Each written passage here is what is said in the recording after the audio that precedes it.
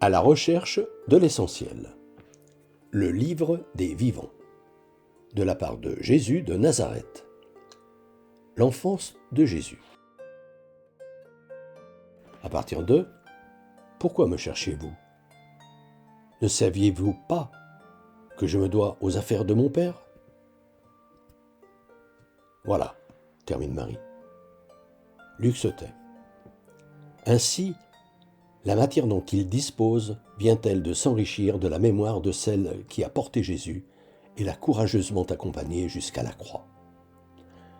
De celle qui a élevé le Maître, lui faisant découvrir et mettre au cœur de sa vie, dès sa plus tendre enfance, l'omniprésence de Dieu.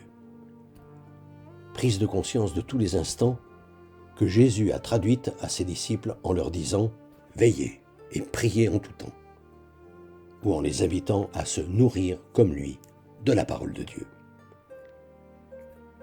Ne leur disait-il pas « Que sert à l'homme, en effet, de dominer la terre et jusqu'à l'univers, s'il n'acquiert cette lucidité qui permet de se maîtriser soi, s'il vient à perdre son âme ?» Ainsi Marie conservait-elle tout ce passé dans son cœur. Un souvenir encore, ajoute la mère du Seigneur. Pour te faire comprendre comment notre famille a vécu avant que mon mari, Joseph, nous quitte et que mon fils ne prenne la route pour transmettre le message dont il se sentait investi par Dieu. Elle évoque alors ce seul épisode de l'enfance de Jésus qui nous a été rapporté. Il venait d'avoir 12 ans. Comme d'habitude, nous étions montés célébrer la Pâque à Jérusalem. Quelle frayeur il nous a faite. J'en suis encore bouleversé, rien que d'y penser. Nous nous en retournions à Nazareth quand, le soir, à l'étape, Joseph et moi, nous ne voyions pas Jésus. Nous le cherchons parmi nos connaissances, personne ne l'a vu. Le jour tombe. Joseph me dit qu'il finira bien par arriver.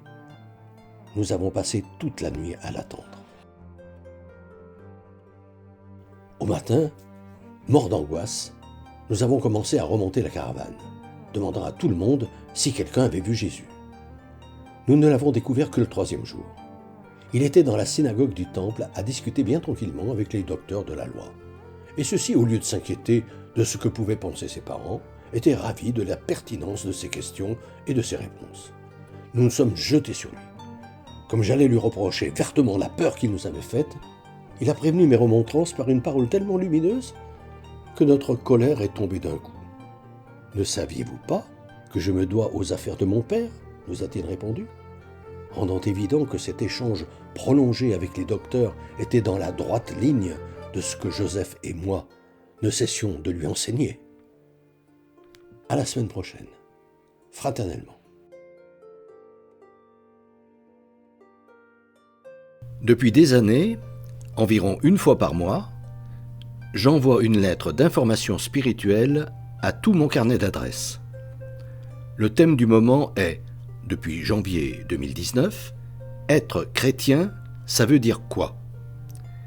Si ce sujet vous intéresse, n'hésitez pas à me transmettre votre mail, en vous contentant d'indiquer auditeur YouTube, vos noms et prénoms, et éventuellement votre numéro de téléphone si vous souhaitez me parler.